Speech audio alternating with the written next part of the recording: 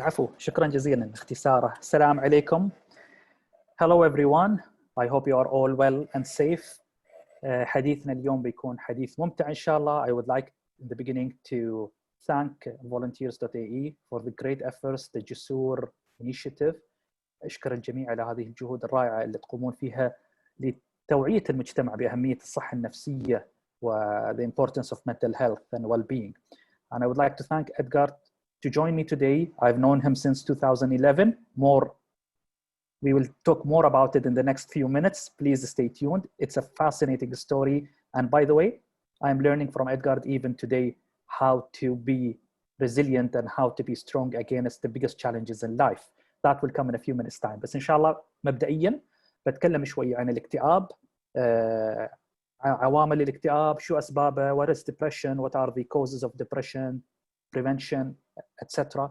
And then we will go in with our conversation with Edgar. So I'll try to mix a little bit of Arabic with English so that to get the benefit for all. في البداية كلمة الاكتئاب, the word depression, what does it mean? الحين أنتم اللي موجودين وياي اليوم الحضور الكرام, إذا بقول لكم أنا مكتئب اليوم, شو يعني أنا مكتئب اليوم? What does it mean I'm depressed today? هل في شيء اسمه أنا والله اليوم مكتئب بس أمس كنت مستانس وباكر ما أعتقد إني بكون مستانس, يمكن أكون مكتئب شوي. والله أنا من 4 أيام متضايج وفي الدوام يعاملوني معاملة مو بأوكي, فصراحة أنا حاس باكتئاب اليوم. We use the word depression interchangeably a lot, and every time we feel sad or we are feeling not in the mood, we will use the phrase I'm in a low mood, I'm depressed. But in real sense, what is depression? كلمة الاكتئاب هل هي تساوي الحزن? Is depression equal to sadness? هل الاكتئاب معناته أنا متضايج? Is depression equal that I'm annoyed, I'm not in a good mood? No. In reality, depression is an actual medical illness. الاكتئاب عبارة عن مرض طبي مصنف في الكتب الطبية, لأعراض, لأسباب, لعوامل, لطرق علاجية, في أيضا طرق وقائية. So, in a simple language, depression is a medical illness. It's a disease which is found in medical books. It has its symptoms, it has its causes, it can lead to certain outcomes, there are certain treatment options for it, and there are ways to prevent it. So when we use the word I'm depressed today or I'm not in a good mood today, here what most people mean by depression is that they are not in a good mood. أنا متضايج, أنا حزين, استوت عندي حالة وفاة, حد قريب مني, ربيعتي, حد من الأهل, أكيد بحزن, أكيد بدخل في مزاج سيء وبكون مالي نفسي أكلم حد. لكن هل هذا هو تعريف الاكتئاب؟ لا. الاكتئاب إذا بنتكلم فيه من الناحية الطبية هو عبارة عن وجود مجموعة معينة من الأعراض تستمر عند الشخص لمدة أسبوعين على الأقل أو أكثر. So when we talk about depression, to define it in a simple language, it's a disease, it's an illness where you as an individual will be suffering from some symptoms for at least 2 weeks. I'll give you an example. الزكام, متى نقول حق واحد فيك زكام؟ يوم خشمه يصب وفي حمى وفي صداع وراسه وجسمه يعوره. لكن إذا بس خشمه يصب ما بقول له فيك زكام. For example, if you have a flu, what does it mean to have a flu? You have a cough, runny nose, headache, a little bit of a body pain. But if you have only runny nose, I cannot label you as having a flu. Does that make sense? It is similar. When we say depression versus not feeling in a good mood, it's a similar a flu versus only having a runny nose or only having a headache. إذا بتقولون دكتور أنا من فترة في وضعية مش إيجابية ودائما أحاتي ودائما تجيني أفكار سلبية, هل هذا معناته أنا مكتئب؟ لا. على أساس نقول إن في شخص مكتئب لازم تكون عنده على الأقل من 3 إلى 5 أعراض. شو هي هذه الأعراض الرئيسية اللي لازم تكون موجودة؟ طبعاً الهدف من هذه الأعراض وإني أذكرها عشان نكون واضحين إن الاكتئاب مرض حال السكري, حال الضغط, ولازم ما نخاف منه. ما نتردد إذا كنا نحس بهالأعراض موجودة فينا ومستمرة لمدة أسبوعين أو أكثر بشكل متواصل، أن نلجأ لخطوط الرعاية الخط 800 هوب أو لزيارة المعالج النفسي أو لطبيب الأسرة، لأن في النهاية هي عبارة عن خلل كيميائي مثل ما بنتكلم فيه بعد شوي إن شاء الله. So whenever if some of the symptoms of depression you are having it for 2 weeks in a row continuously and you realize that this is not the right, there is no harm to call 800 HOPE. There is no harm to visit a psychologist or a psychiatrist or a family physician, because at the end of the day, depression is similar to diabetes, similar to high blood pressure. It's a disease and it's an illness, and there is no way that we need to be shy about it. And alhamdulillah, with the current efforts which is done by the country, no one is now feeling shy about talking about mental health and mental well-being. زين، نتكلم بشكل سريع عن الأعراض. 3 أشياء يأثر فيها الاكتئاب. الاكتئاب يأثر على الأفكار، يأثر على الشعور، ويأثر على السلوك. So depression impacts 3 things. It impacts your thinking process, it impacts your feeling, and it impacts your behavior. So those 3 areas has to be impacted for 2 weeks in a row before we can say it's a depression. I'll give you some symptoms related to thinking, to the mind. Usually people with depression, الناس اللي عندهم اكتئاب يعانون من التفكير السلبي. دائما يفكرون أفكار سلبية. Depressed people, they always think negative thinking. Why didn't he say hi to me?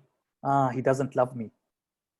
ليش هذا مر وما سلم علي؟ أكيد ما يدانيني. أكيد يكرهني. Why he talked to me today in a different tone? What's going on? Did I do something wrong? So there is always negative thoughts. في أفكار سلبية دائما موجودة وهي تطلع قبل الأفكار الإيجابية في دماغ هذا الإنسان وتستمر لمدة 2 أسبوع أو أكثر. إذا والله يوم يومين أنت قايم ومضايج ومالك نفسه لأن استوالك موقف يأتي لك فكرة سلبية، هذا عادي، هذا ما يعتبر اكتئاب مثل ما قلنا في بداية حديثنا. يوم يومين 3 أي إنسان معرض أنه يكون يوم مستانس ويوم حزين. We cannot be positive whole time. It's totally fine and natural for you to be in a specific day positive and in another day to be negative and having negative thoughts. But if you have a negative thoughts going on continuously for 2 weeks in a row with other symptoms, here we need to start questioning, are we really having this illness or no? What about anything else about thinking? بالإضافة إلى الأفكار السلبية, in addition to the negative thoughts, we get it very difficult to make decisions. صعوبة في اتخاذ القرار. This is another issue happens with depressed people. They cannot make decisions and they find it very difficult to make decisions. Also, في الحالات الشديدة أفكار الانتحارية تبتدي أيضاً تتولد عند الشخص المصاب بالاكتئاب. In addition to the negative thoughts and to not able to take decisions, people with severe depression, they start also getting suicidal thoughts and they might think to end their life. This is related to thinking. This is related للأفكار. What about our feelings? الشعور. احنا قلنا الاكتئاب يأثر على 3 أماكن. الأفكار والشعور والسلوك. خلصنا من الأفكار، الحين نروح للشعور. What about my feelings? Depressed people, they always feel sad. Always. حزن دائم وانعدام القدرة على الفرح. They cannot laugh. They cannot smile. They cannot feel the sense of joy. If you can feel the sense of joy in the night and in the morning you are in a low mood, this is not depression. In depressed people, for 2 weeks in a row and more, they, no matter what you do, take them to the cirque, put for them a funny movie, they won't smile, they won't feel the joy. They are always in a negative mood. And they look to the world negatively. دائما ينظرون إلى الحياة بنظرة سلبية، بأفكار سلبية، بشعور سلبي وبشعور إن أنا ما عندي الاهتمام بأي حد. I've lost interest in life وعندي شعور بفقدان الاهتمام بكل شيء. فusually what happens with depressed people, الناس اللي يصابون بالاكتئاب يكون عندهم شعور دائما بالحزن، شعور عميق في الحزن، وأيضا يكون عندهم نظرة سلبية إلى الحياة ويحسون بالعجز دائما. The third thing, behavior. سلوك. Depressed people, they stop doing the regular daily routine things. الناس اللي مصابين بالاكتئاب يتنعدم عنده القدرة على أنه يسوي أموره الروتينية بشكل يومي، أنه يتسبح الصبح أو يفرش أسنانه أو يلبس ملابس أو يمشط شعره مهمل، تنعدم الرغبة فيه تماماً. Totally he loses interest to comb his hair or to wear nice clothes or to take a bath, and it continues for 2 weeks or more. And this is related to the behavior. In addition to that, they start getting disturbance with the sleep. يصير عندهم مشاكل في النوم. They get problem with their weight, either increase in the weight or decrease in the weight. ممكن يزيد عندهم الوزن أو يقل. الشهية ممكن تزيد ممكن تقل. Their appetite might increase, might decrease. In addition to that, they might feel always tired. يحسون بالتعب بالإرهاق وإنه ما يقدر يسوي. دائما يقول لك أنا ميهود أنا تعبان. وعلى فكرة depression is not only due to some family reasons or due to some hormones. It has also different reasons which we will talk about it. But in a nutshell, الإكتئاب, depression, is a medical illness. It has symptoms في أعراض تستمر لمدة أسبوعين أو أكثر. وطبعاً الطبيب يوم أنت تروح له, when you go to a physician, he will go through a very detailed list of questions and an interview to be able to find out more about it.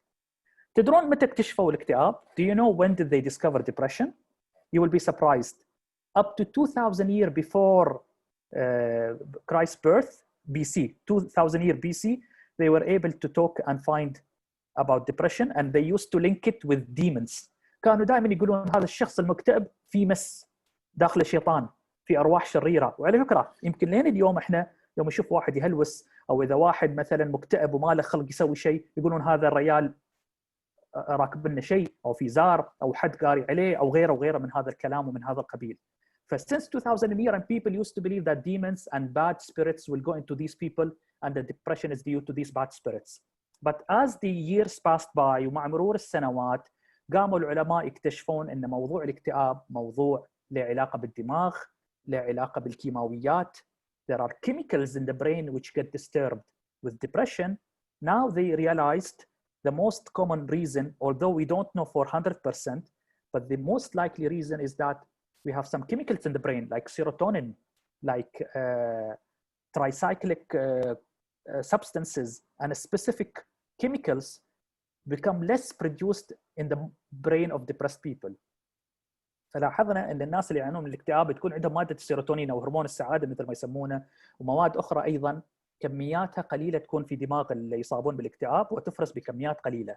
فهذا هو من الاكثر الاسباب المرجحه لسبب الاكتئاب. And then they started realizing, the scientists in the 16th and the 17th century, that it's nothing to do about demons. ما يخص بالارواح.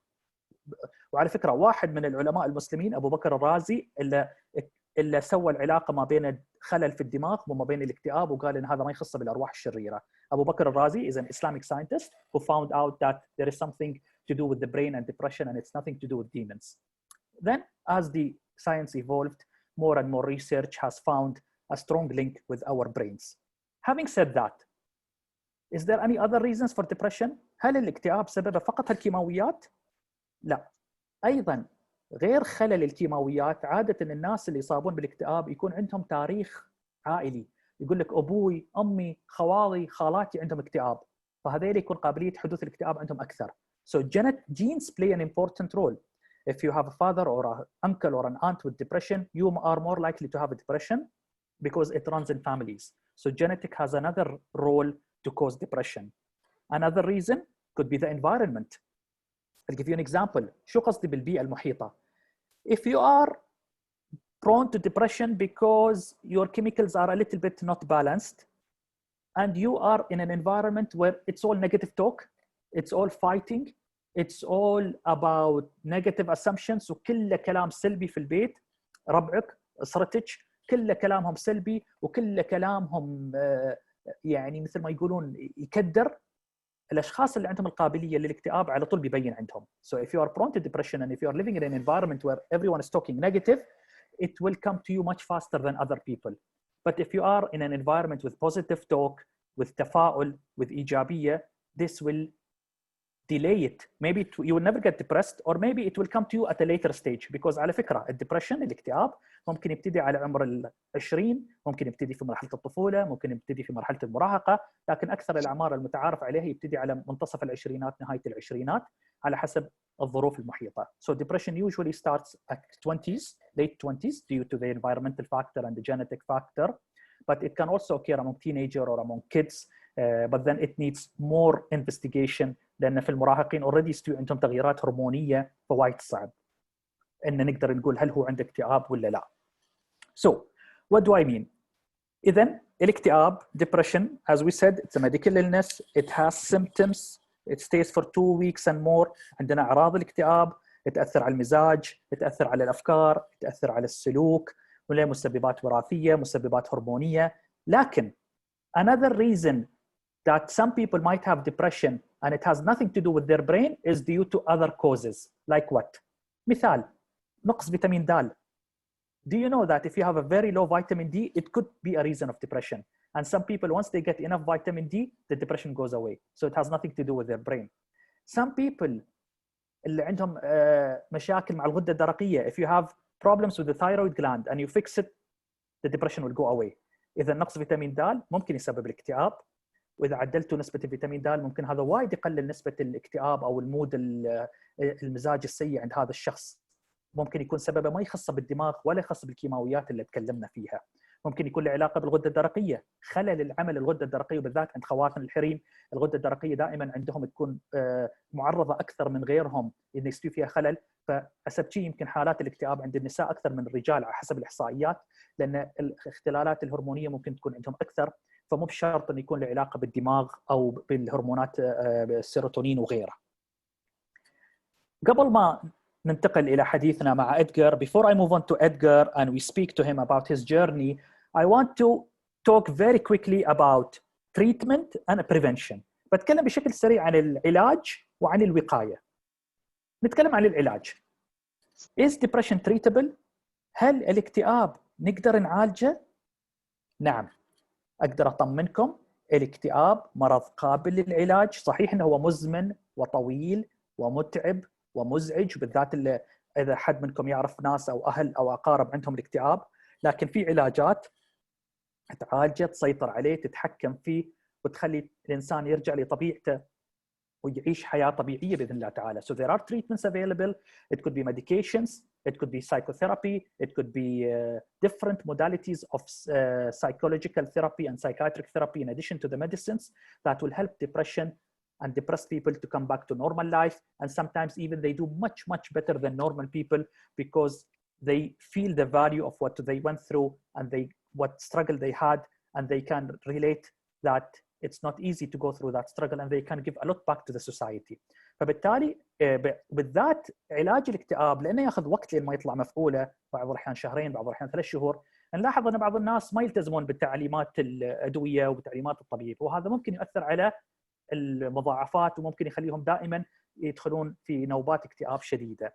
فموضوع العلاجات سواء كانت أدوية أو العلاج النفسي وايد مهم إنه واحد يدخل في خطة علاجية واضحة، ودائما يطلب السند والعون من الأهل ومن المحيطين، لأن إذا حواليكم عارفين أنكم تمرون في ظروف نفسية معينة وساعدوكم ووقفوا وياكم، هذا أكثر بيعطيك مجال للاستفادة وللعودة إلى الحياة الطبيعية. So in depression, make sure also that surrounding people are fully aware about it and not to take it as fun or that you are والله تدلع ولا انك تعبان ومالك نفس. No, it's a medical issue and we are all should be aware about it and that it's treatable and we can all take in charge and help our society to treat depression. And today's talk is another example of how we are empowering people to talk about their depression and to talk about their stories. النقطة الأخيرة الوقاية. Prevention. Very quickly I will talk about can we prevent depression? If I am a person that I am going to develop depression after 3 years because I have the genes from my family and my chemicals are not proper, will I develop depression or can I prevent it? The good news, there are some tools where you can delay or prevent depression. What are they? Exercise. الرياضة تساعد وايد في تأخير الاكتئاب والحصول على مزاج إيجابي، لأن الإندورفينز والهرمونات اللي تطلع مع الرياضة وايد تساعد. So exercise helps to release endorphins, which helps a lot to fight depressed mood. That's why many of the depressed people, they use the sport as a therapy. Another thing, علاقاتكم الاجتماعية. Your social relationship, the more you are with positive people and surrounded by good people, the more it will help you to prevent depression or even to treat it very quickly or to delay it. Number 3, if you have goals in life, إذا عندك أهداف في الحياة وعندك هدف وpurpose and you have a purpose وعندك خطة واضحة في حياتك، هذا أيضا يساعد في تقليل حدوث الاكتئاب بشكل سريع ويأخره. النقطة الرابعة العلاقة مع رب العالمين والصحة الروحية. Your relationship with your God, with the superpower, if it's a good one, it will also help to protect you from going into depression, or it will delay it. These are very quickly tools that help you to delay depression and to prevent it. And last but not least, being positive. التفاؤل، الإيجابية والتطوع. Volunteering has proven by many studies that it produces hormones that causes the person to feel good about himself, and that will by itself help to reduce any likelihood of depression. إذن في هال20 دقيقة, in these 20 minutes, we spoke very quickly about depression, what it is, how does it happen, why does it happen, can we stop it, can we delay it. It might be a little bit quick session, it needs more and more time. إن شاء الله في مرات الجاية ممكن نتكلم أكثر عن هذا المرض وعن الأنواع المختلفة منه. But today we have a story where depression has been taken care of, and our hero of today was able to fight depression and to come back from the darkness of depression into the light of positivity, into the light of being such a role model to all of us. Our hero, our guest of today, Edgard. Edgard, good evening, Edgard. How are you? How are you, Doc? Good evening. I'm doing good. I'm really glad and I'm honored to have you with me today here. It's really a privilege to speak to you. You've been always a role model for all of us in the organization since the incident which happened in 2011. Tell us more. What happened in 2011? Yeah. First of all, thank you, Doc, for inviting me here. It's really an honor to be part. Just hearing you guys a few minutes, I learned a lot. I hope everyone also learning about depression. So yeah, I'll also be happy to share my what happened to me. Yeah, it was more than 10 years already. If I always remember that it was New Year, December 31. Actually, it's 2009, Doc, December 31, 2009. It was the first fireworks for Burj Khalifa. That's why I always remember it. So in that day, I was on leave. I was at home. I was taking care of my baby. I have a 2-month-old baby that time. I was sitting on a sofa. Then suddenly I felt this cold sensation in my cheek. It runs through my eyes. I feel a bit worried. So I immediately went to the kitchen. My mom was there. Then when I gave my kid to my mom, suddenly my body dropped. It's like my eyes keep on spinning very fast. So I immediately called my wife. Luckily, the caretaker in the building managed to drive me to the nearest hospital. At that day, Doc, I had a stroke. It affected half of my body, my left side. I stayed in the hospital for a week. I was discharged after a week. Then after a week, my follow-up checkup, I had the second attack, and it was the major one. It almost took my life. Actually, I went flatline, Doc. I'm very thankful for the doctors. They revived me. I was in coma for 2 days. So I remember the first time I opened my eyes, I saw my colleague there in front of the door waving his hands on me. At that time, I'm trying to figure out what happened. I couldn't move anything. The first stroke had affected half of my body, and the second stroke had affected the other side of my body. So I've been zeroed out. I cannot move anything. I do not feel pain at all at that time, but it feels strange. It's like my head is separated from the rest of my body. So at that time, trying to figure out what happened. So many questions going in. Why it happened to me, what I need to do, so many things. Well, I don't know really what I don't have personal knowledge on stroke. I don't know anything from my relatives or anything. that I knew had stroke before, so I don't know how to deal with it. But at that time, I always put in myself that I need to be positive. I need to keep on. I need to think positively. I need to recover. And I recall there was a medicine. I always call it a miracle medicine. It's very good. The doctors were talking on it, and I even read it that when you took it, some patients were able to walk out from the sickness. So it was difficult to get, but my insurance managed to get it, and I had the dosage. After a few dosage, it didn't work. So after putting all the positive things on me, suddenly everything went down. So that's the point when I started to really worry. Then I'm thinking, this is real. This is not a dream. This is real. I feel totally lost. Did you lose hope at that specific moment? I really don't know what to do. To be honest, Doc, from at this point, I didn't even want to recall what I felt that day. It's difficult. So, but yeah, I was in the hospital. They tried to manage me, and even when they tried to discharge me, I was so scared. I don't want to go out in the hospital because I don't know what will happen. If I go out, then it happened again. I don't know now. So I was trying to keep myself in the hospital, but they managed to talk me out. They said, yeah, you're already stabilized. Then you need to move to a rehab center to improve my physical things.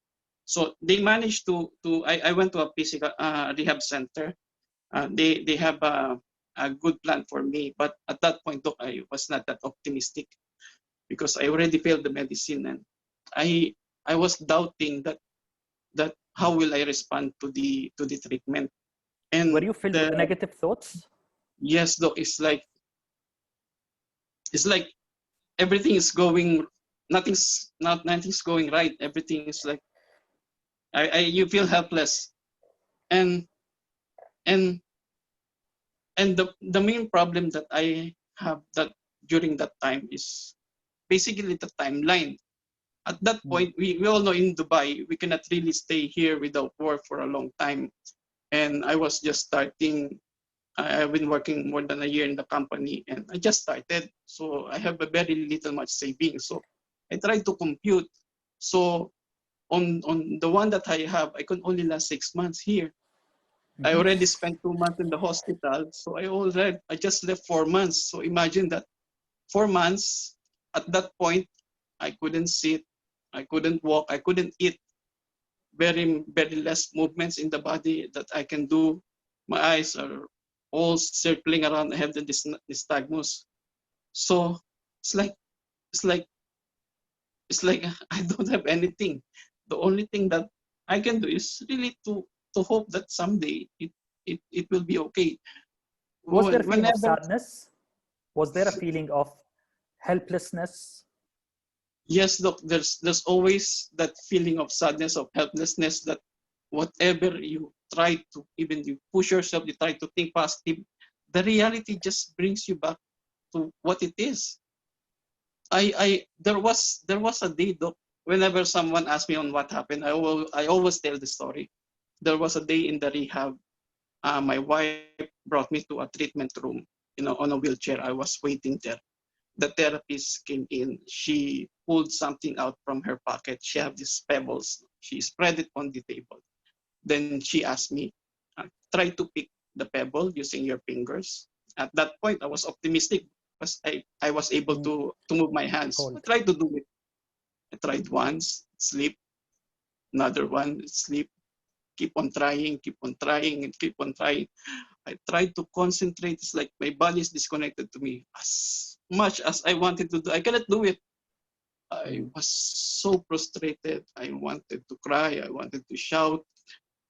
And I always considered that's the lowest point of my life. I always tried to put myself to be positive.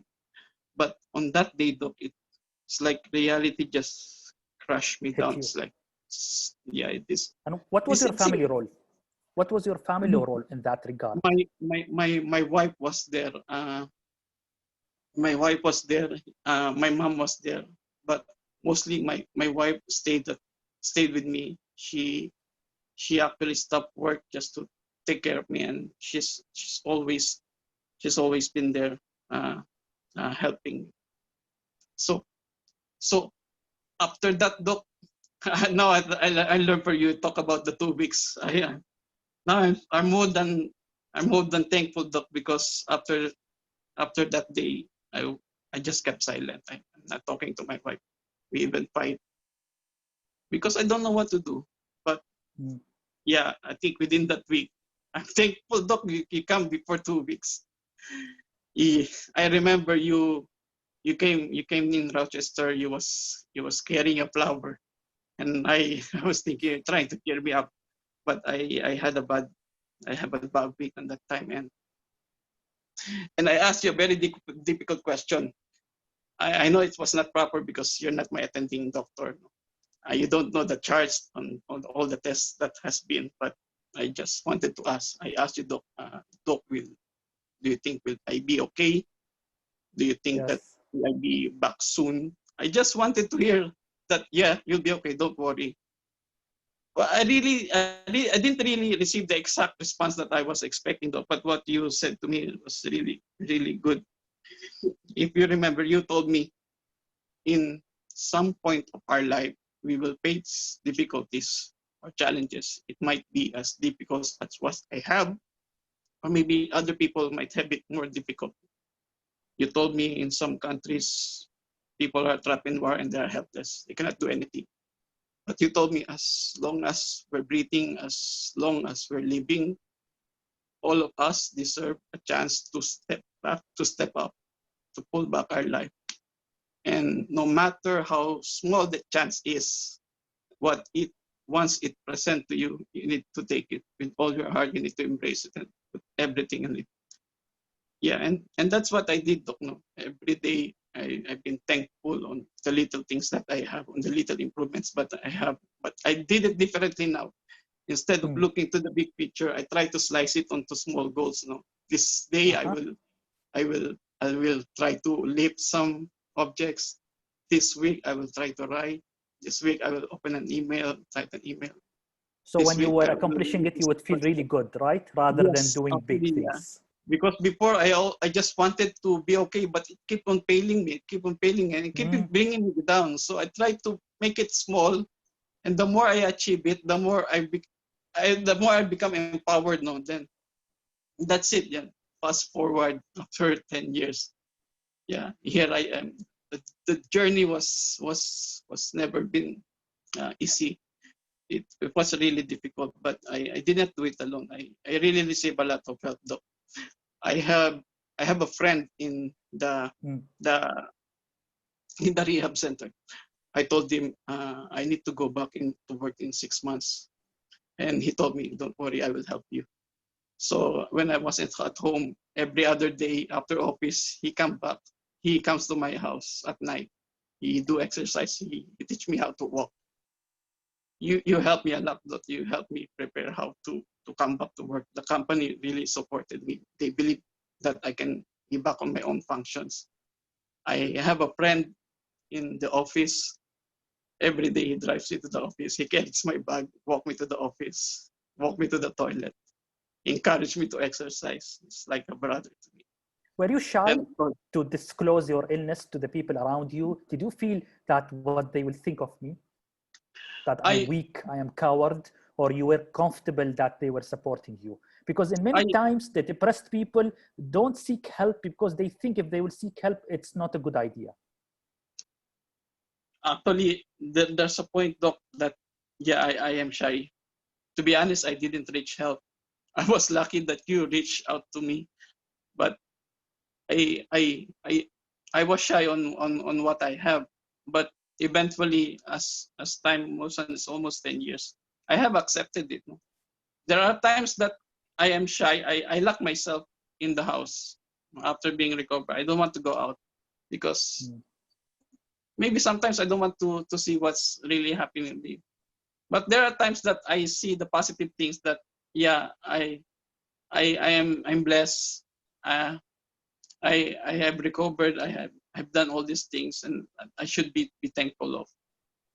Yeah, but there are also bad days that, yeah, I just stayed home.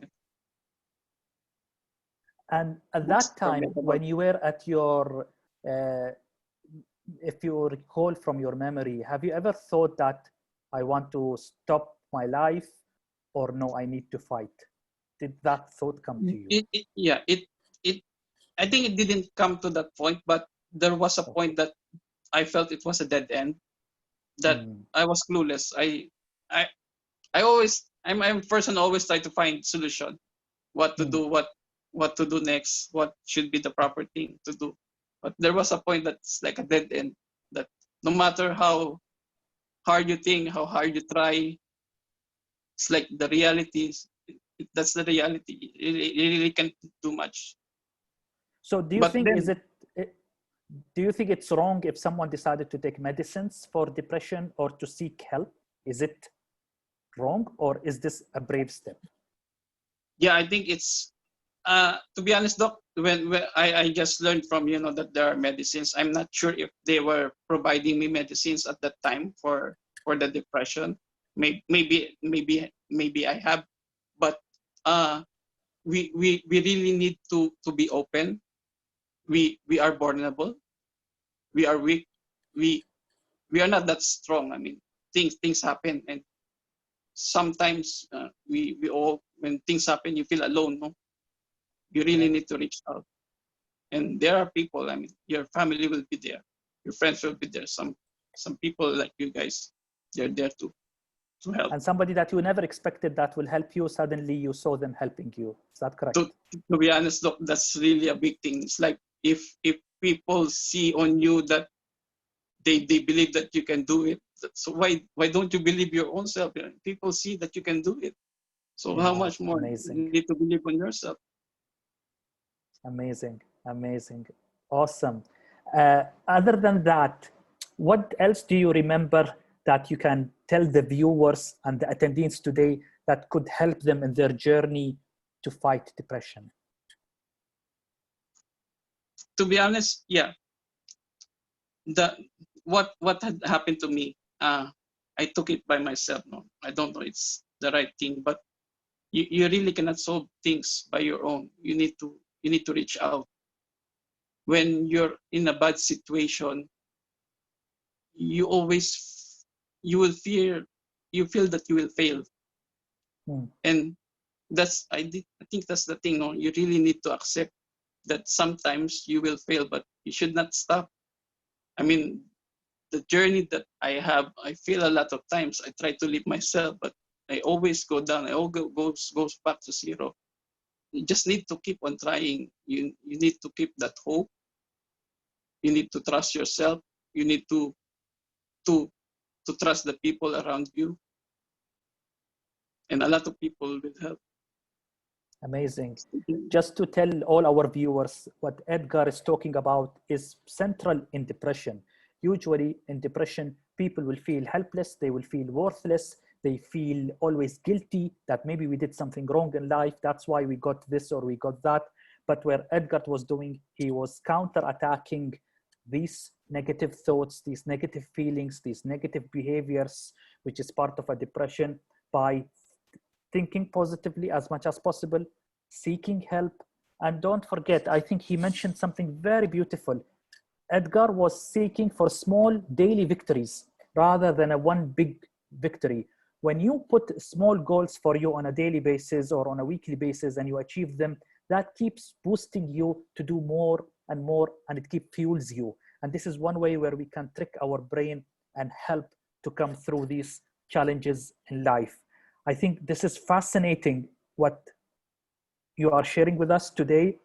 I cannot thank you enough of your transparency, your integrity. Just to give a little bit of a perspective, أنا كنت يوم دخلت المؤسسة عقبها بأسبوعين إدغارد مرض واستوى هالموضوع، وكمؤسسة احنا وقفنا وياه كعيادة في المؤسسة، وقفنا وياه وكطبيب شفنا حالته واستمرينا في إعادة تأهيله وثقنا فيه، رجعناه للدوام عقب 8 شهور، غيرنا الوصف الوظيفي، قللنا عدد ساعات دوامه. So we took Edgar all the way back to work. We supported him, we believed in him, we changed his job description and gave him less tasks. We reduced his working hour initially until, alhamdulillah, he was able to fully go back to the normal working hours. And now it's been 10 amazing positive years with him being a role model of positivity, a role model of fighting challenges, a role model where it should keep inspiring us that there is nothing impossible. Anything else you would like to tell the viewer, Edgar, before we go into the question and answer? What advice would you like to give our viewers today? Especially some of them are fresh, some of them are just starting their jobs, some of them are frustrated because maybe they have a lot of dreams and it's not happening, and they might feel low mood, or they might feel that life is not fair. What shall you tell them? Yeah, that's correct. I mean, yeah, it's really a good step to think about it, to accept what happened, but we really need to believe in ourselves. We need to keep that hope, and there will be time, for sure there will be time that you will feel that you're alone. We are not alone. A lot of people of us, maybe some of us, a lot of us have been in a bad situation, but we've never been alone. There are people, we need to reach out to your family, maybe someone else, to a friend, maybe to you guys. Really, I think you guys really are doing a good job and be helping a lot of people. Thank you very much again, Edgar. And I think now I will pass the mic to Sarah. عسب نشوف شو الأسئلة اللي موجودة من الحضور، مستعدين للإجابة عليها، سواء تبون إدغار يجاوب عليها أو أنا أجاوب عليها. إحنا مستعدين إن شاء الله. We are all willing to take on board your questions, and we will try to give the best possible answer up to our humble knowledge. Mic to you, Sarah. First off, thank you so much, Dr. Mansour, for shedding some light on what is depression, and Edgar for being such an inspiration and being courageous to share your story to all of us. I think I personally had a few tears in my eyes hearing to your story, because what you went through was very dark. I can sense the hopelessness in your voice, but also I sense that there was hope. There was a sense of looking to the future and hoping for the better for us. So thank you both so much for sharing and showing us that depression is treatable, that depression is manageable, as long as you have the perseverance and determination to overcome it, and then as long as you have also the medical professional help standing by you to help you take the next step forward. So that's a personal thank you from me. We have a few questions, actually quite a few, and I will start off with the questions in the chat. And we have not a question, a comment from Nof, who's saying, this is directed towards Edgar. Edgar, you are very strong. Thank you for sharing your inspiring story with us. And a question from one of the attendees who is asking, what if you don't find support? What if you're an introvert? How do you overcome depression? What do you think, Edgar? Would you like to give an answer to that? After you, I will put some light on that question. Actually, I was like that, Doc. I didn't reach out, thinking about what happened and thinking of what you guys are doing now. If really I reach help, it could be a different story then. I mean, I could have uplifted myself, could have recovered faster, or maybe my mindset would be different. Maybe there will be days that will be better during this long journey, but we really need to reach help. We need to admit, we cannot do it by our own, by ourselves. I would definitely align with that, and I would answer that question by saying there will definitely be support one way or another. And alhamdulillah, we are blessed to be in a country, to be in in a century where mental health is totally acceptable to talk about, and the options available, whether it's mobile apps, whether it's hospitals, clinics, whether it's support lines, government-based, private-based, so many tools around. I think the challenge, if someone is introvert, they might have the mental fear that if I will seek help, I might not get it or I might fail. And it's just to break that mental barrier, correct me if I'm wrong, Edgar, and to believe that once you seek help, everything will open up. Yes, that's correct though.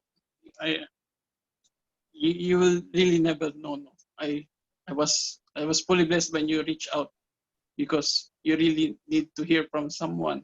You cannot do it by yourself. Me myself, I'm shy on the situation. But you really need to step up. As you mentioned, Doc, we have so many tools now. Before it was not there. I mean, if there was just a smartphone and I just ask question, I can easily ask question and I will receive professional advice. What you have been talking, Doc, I'm just learning now. There are so many things that I've learned today. So try to use what we have now. Yeah. All right, we have another comment directed to you, Edgar. Sema says, Edgar, you are an example of perseverance. You're so inspiring, and I wish you well and a full, healthy recovery. That's from Sema. And then I'll just go on to the questions. Edgar, this is a question directed to you. Do you still get negative emotions every now and then? And Dr. Mansour, how would you handle negative emotions after recovery to avoid a relapse? Yes, that's correct. I still do have negative emotions. There are times that I even didn't talk it out to my kid. No, I know that he might be comparing me with other parents. Sometimes when I feel sad, I just lock myself in. I don't want to be outside. I don't want to see people looking at me, because as of now, I'm not walking properly. So when you see me walking, people look at me, thinking what had happened to me. So I don't want to be on that situation. But I think it's given me some negative things, because it limits myself. But then I try to reassure on the things that happen, on the things that I overcome. I try to reassure myself that, yeah, soon everything will be okay. I just need to keep on moving, keep on pushing forward. Thank you, Edgar. In regard to my part of the answer about how to deal with negative thoughts if they come back in a relapse, the most important thing about depression is insight. What do I mean? Me as an individual, if I am totally aware that I am going today through some negative thoughts, this is part of the solution. Because if I am aware I am having negative thoughts today, I need to immediately put a rule. I will not make any decisions. I will not approach any people today or make any work decisions. I will try to take a day off, as if I'm having a diabetes spike of sugar. Similar to that situation, when somebody is having high sugar with diabetes, they will take a day off until their sugar gets controlled.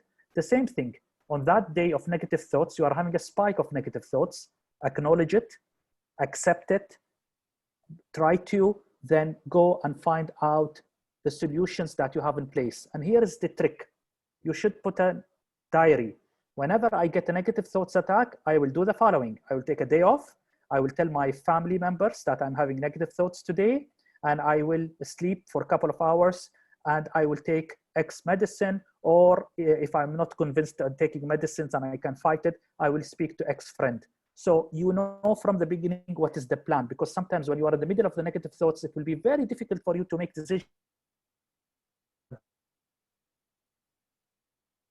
So from the beginning, make for every scenario, what will you do? You know that if you have high blood pressure and it goes high, you will take this medicine and that medicine. You have it in your diary as a patient. So similarly with the depression, put a diary for you so that the diary will be your guide, because at the time of negative thought, you might find it very difficult to make a decision. All right, thank you. Edgar, this question is for you as well. How did your family support and help you mentally? Yeah, they played a very big part on the recovery. They always been there. My wife has always been there since start. I think most of the challenges that my family have, she had carried. My kids, they are my inspiration. So all the hopes that I have, the dreams that I have, I kept it for them to keep on pushing and pushing until everything will be okay. And maybe I want to add one more thing. Correct me if I'm wrong, Edgar. I'm sure you were not blamed by your family members, that it was not your mistake, that you didn't do it deliberately, or you didn't do an act which led for this incident to happen. The biggest challenge with depression, people around you, to help you, they might blame you, or they might say, see, because you did this, this happened. If you didn't do that, this won't happen. And they think by saying this, they are helping you. No, it's not the time to make judgments. When you want to support someone mentally, listen to them, be there, surrounding them, even with yourself, without making any judgment on them. Is that correct, Edgar? That's correct. That's correct. We have another question. I think Dr. Mansour, this is for you. How early should we start talking about depression? Should it be introduced in schools? Very good question. I think we should introduce it even as early as grade 5 or grade 4, because with the new generation, they are, mashallah, fully aware. They are exposed to the social media, to the internet, and they are very much articulated to these phrases and these terminology, especially if we try to make it in a simple way and telling them that there is nothing wrong to talk about your feelings. Especially, I'll give you an example. One of the biggest challenges towards depression, which we have in our society, is bullying. When you get bullied continuously at school, this could be an opening door for people who are prone to depression to get into depression, because they will feel worthless. They will feel humiliated, and they will think, yes, I'm worthless. I worth nothing. I am very weak. I am thin. I am not strong. And because the bullier will try to push that on them. But if they realize that this is all part of just perceptions, and that there is something called depression, there is something called you need to fight and you need to seek help, then they will not feel shy to come back home and say to their dad or to their mom, today this happened at school and today this happened at school. So one of the best ways, in addition to introducing it to school, is also to have sessions for the parents to allow them accept their children and be an open door for them. So that, imagine if I will tell a child, if you didn't do this to me, I'll tell your dad. So instead of a dad or a mom becoming a protection factor for the child, they're becoming the fear factor. We should make this upside down so that this will allow us to accept any feeling that I'm going through, even in my childhood. Because even when I go to teenage, and if I don't talk about my feelings, eventually I will open up when I know my parents are there to listen to me. All right, thank you. Somebody's asking, can depression be treated without seeking professional treatment? Very good question. It's very rare. In very rare situation, it gets treated without seeking professional help, especially if it was a one-off type, because in some individuals, they might get a single attack in their life and they will never get it again. So here it could be possible, especially if they have a strong resilience or they have a strong family support system, which can take that aspect into consideration, where they will not seek professional help because they already have it at home and they are surrounded with love. The big one factor which can stop people to seek professional help, if they are surrounded with love and care at home, then they will feel totally safe to voice out any worries or fear that they have. Okay, following up with your answer, Dr. we have somebody asking, if my family is toxic or negative and I am going through depression, what do I do? They don't understand, they don't believe in it, and talking to them doesn't work. what would you say? You said that you need to surround yourself with positive people who love and support you. What would somebody who does not have that, how do they get out of that? That's a tough one. Edgar, what do you think before I answer? It's really a tough one. I go to my friends. That's the closest that I can be. I mean, the one I trust. Then, as you mentioned, Doc, we all have these things available as now, especially we can easily reach out. But I think the challenge here is the trust. No, you go to a person that you trust. So Correct. for me, I go first to my friend. Then, you know, all of this awareness that you're doing, this builds up the trust that yes, there's these things, that there's this foundation, there's this people who can really help us. Amazing. I wouldn't add more than that. I would just tell them call 800 HOPE. But in reality, it's a very difficult question. It needs a whole session by itself because it's very complicated. We know at the end of the day, when we are with our parents or beloved ones, there is certain duties we have towards our elderly and towards our parent. And when we are into that trap of being surrounded with negativity, it imposes a very huge challenge, which we can definitely talk about it in any other session. But as a quick fix or as a quick solution, what Edgar said is absolutely right. Look at a friend that you trust, or definitely seek the 800 HOPE or any other helplines or any other services, because especially if you have a trust issue with your friend that he might blackmail you tomorrow, then at least you can approach those services, which will allow you to vent out without feeling being judged. Okay. We have a question that says السلام عليكم دكتور, هل الاكتئاب مرحلة شديدة قابل يتعالج مع CBT؟ نعم، الاكتئاب ممكن يتم علاجه عن طريق الكوجنيتيف بيهيفيرال ثيرابي او السي بي دي، اللي هو العلاج السلوكي المعرفي، اللي هو طريقه تغيير الفكر وتغيير الافكار باتجاه شيء معين، لكن يحتاج له مواظبه لان الموضوع طويل، الموضوع يحتاج تمرين يومي في التفكير الايجابي، لانه مو بسهل. It's not easy to think positively. Thinking negatively is always more faster than thinking positively. فعسب نفكر تفكير ايجابي او ندخل في العلاج السلوكي المعرفي والسي بي تي، هذا يحتاج الى مواظبه مستمره لان اثاره طويله المدى جدا ممتازه وايجابيه، وكثير من الناس حتى ما يحتاجون ياخذون اي عقاقير او اي ادويه اذا نجح وياهم السي بي تي في هذا المجال. Okay, we have one more question. We actually have quite a lot of questions, but I'm trying to put them together if they're similar.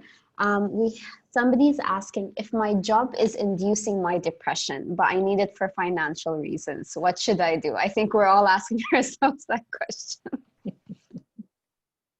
The tough one. What do you think, Edgar? That's a tough one.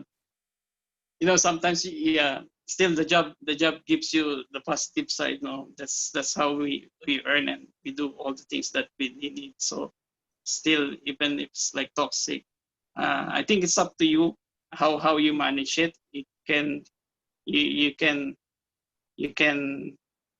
improve even you can influence the team or make suggestions on the team how the changes will be.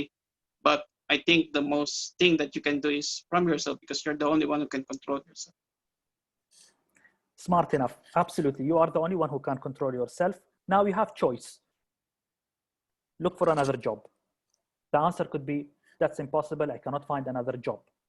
Because we tend to forget that we have a choice in life. But if I cannot find another job and I'm financially in need for it, here, the one way to do is to go as minimum as possible in interaction with the people who create negativity around you, and try to surround yourself with positive people, even if it was one friend, and reduce the encounter. If you know that your manager or your colleague is always shedding or putting negative things on you or negative comments, then you will try to minimize as much as possible to a certain extent the encounter. We cannot hide, definitely. But at the same time, try to look at it positively on another angle. Pity him or pity her.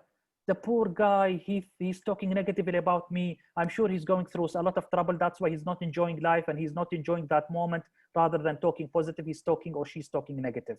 So you try to flip your mind thought process towards looking at that individual from a different eye, that maybe they are going through a huge struggle and this is their way to vent out. And maybe you can tell them, let's get a coffee together. I would like to listen to you and hear you. Tell me more about yourself.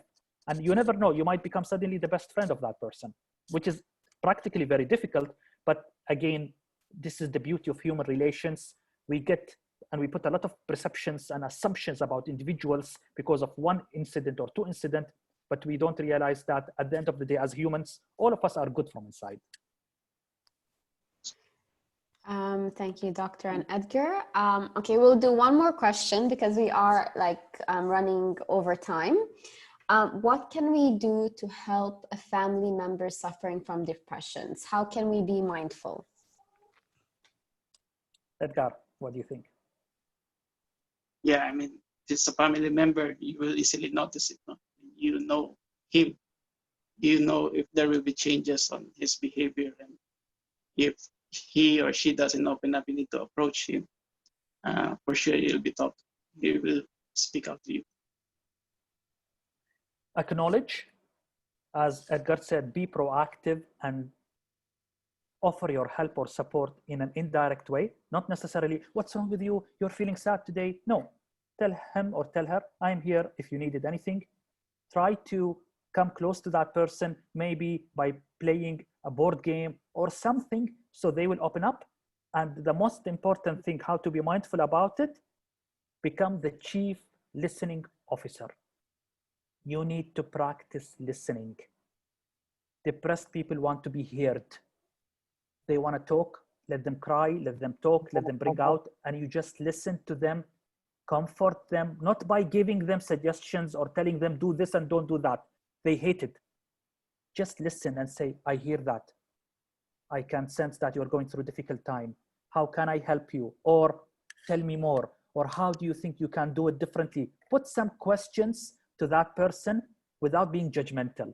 The biggest challenge, we think we are helping somebody because we're telling them, do this and don't do that and don't eat this and eat that. They don't want to hear that one. They just want to be listened.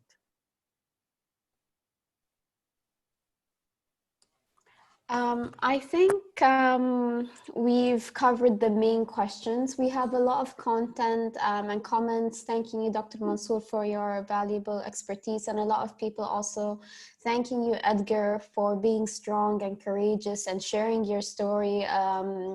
I think it's inspired the people who have attended the session. There are a lot of comments in that regard. Like I said, I myself and the IT team on board with me as well, Fayaz, we were very touched by the story. And honestly, thank you so much. I have once again shared the 800 HOPE number. So if you know anyone that's going through any mental challenges or requires any professional help, please call the number and they'll be able to assist you. And I've also put Dr. Mansour's Instagram if you would like to reach out to him as well. And again, Dr. Mansour and Edgar, from the bottom of my heart personally, thank you for your time and for brightening up our day. So thank you so much. Thank you. Thank you. Edgar, thank you so much for being brave. Thank you so much for being so passionate about it. I really feel honored again to be today here serving you again, and we'll keep serving the whole society as much as we can. So thank you sincerely for shedding your story to everyone.